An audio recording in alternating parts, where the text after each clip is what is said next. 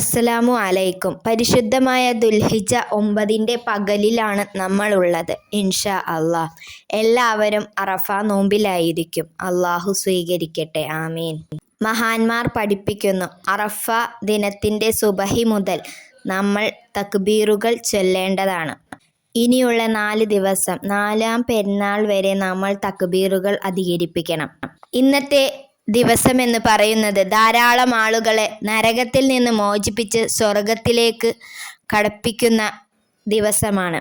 ഇന്നത്തെ പകൽ നമ്മൾ ചെയ്യുന്ന നിസ്കാരം, നോമ്പ്, സക്കാത്തുകൾ, ദിക്റുകൾ, തസ്ബീഹുകൾ എന്നിവ കൊണ്ട് ശൈത്താൻ ഓടി ഒളിക്കുന്ന സമയമാണ്. ലക്ഷക്കണക്കിന് ഹാജിമാർ അറഫ ദിനം കഴിഞ്ഞ് ഇന്നവർക്ക് പെരുന്നാളാണ് അല്ലേ? ഇൻഷാ അള്ളാഹ് എല്ലാ ഹാജിമാരുടെയും ഹജ്ജ് ഉംറയും അള്ളാഹു സ്വീകരിക്കട്ടെ. സിയാറത്തുകൾ അള്ളാഹു സ്വീകരിക്കട്ടെ. നാളെ നമുക്ക് ആ മണ്ണിൽ ചവിട്ടാനുള്ള ഭാഗ്യം അള്ളാഹു നൽകട്ടെ, ആമീൻ യാ റബ്ബൽ ആലമീൻ. ഇന്നത്തെ ദിവസം നോമ്പ് പിടിക്കാൻ കഴിയാത്ത ആളുകൾ നോമ്പുകാരെ പോലെ ദിക്റുകളും സ്വലാത്തുകളും തസ്ബീഹുകളും ചൊല്ലുക. ഈ ദുൽഹിജ്ജ മാസത്തിൽ ഏതെങ്കിലും ഒരു ദിവസം നിങ്ങൾ സുന്നത്ത് നോമ്പെടുത്തിട്ട് അതിൽ അറഫാ ദിനം 9 നിയ്യത്ത് വയ്ക്കുക. ഇൻഷാ അള്ളാഹ് അറഫാ ദിനത്തിൻ്റെ പുണ്യവും നിങ്ങൾക്ക് ലഭിക്കുന്നതാണ്.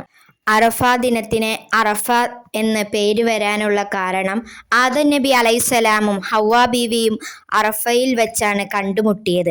അത് കാരണമാണ് അറഫാ ദിനം എന്ന് പറയുന്നത്. ലോക മുഅ്മിനീങ്ങൾക്ക് അള്ളാഹു പുറത്തു കൊടുക്കുന്ന സമയമാണിത്. ദുആകളിൽ വെച്ച് ഏറ്റവും ശ്രേഷ്ഠമായ ദുആ അറഫാ ദിനത്തിലെ പകലിലെ ദുആയാണ്. ലാ ഇലാഹ ഇല്ലല്ലാഹു വഹ്ദഹു ലാ ശരീക ലഹു ലഹുൽ മുൽക്കു വലഹുൽ ഹംദ് വഹുവ അലാ കുല്ലി ഷൈഇൻ ഖദീർ എന്ന് 100 തവണ ചൊല്ലുക മഹാന്മാർ പഠിപ്പിക്കുന്നു. അതുപോലെ തന്നെ ഇബ്രാഹിമിയ സ്വലാത്ത് 100 തവണ ചൊല്ലുക. അധികം ചൊല്ലിയാലും കുഴപ്പമില്ല, ചുരുങ്ങിയത് 100 തവണയെങ്കിലും നിങ്ങൾ ചൊല്ലാൻ ശ്രമിക്കുക. സൂറത്ത് ഇഖ്ലാസ് പറ്റുന്നത് പോലെ നിങ്ങൾ ചൊല്ലുക. 1000 തികയ്ക്കാൻ നോക്കണം ഇൻഷാ അള്ളാഹ്. സൂറത്ത് അഷറിന്റെ അവസാന ആയത്ത് ലൗ അൻസൽന എന്ന് തുടങ്ങുന്ന ആയത്ത്. സൂറത്ത് തൗബയിലെ അവസാനത്തെ 2 ആയത്ത് ലഖദ് ജാഅക്കും എന്ന് തുടങ്ങുന്നത്. അതേപോലെ ആയത്തുൽ കുർസി പാരായണം ചെയ്യുക, സൂറത്തുൽ ഖദർ പാരായണം ചെയ്യുക. അതുപോലെ തന്നെ സുബ്ഹാനല്ലാഹി വൽഹംദുലില്ലാഹി വലാ ഇലാഹ ഇല്ലല്ലാഹു അല്ലാഹു അക്ബർ.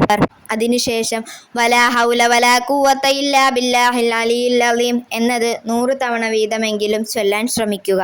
ധാരാളം ഇസ്തിഗ്ഫാർ അധികരിപ്പിക്കുക. ഇൻഷാ അള്ളാഹ് ഈ കാര്യങ്ങളെല്ലാം ചെയ്യുവാനും അള്ളാഹു നമുക്ക് എല്ലാവർക്കും തൗഫീക്ക് നൽകട്ടെ. ദുആ വസിയത്തോടെ അസ്സലാമു അലൈക്കും.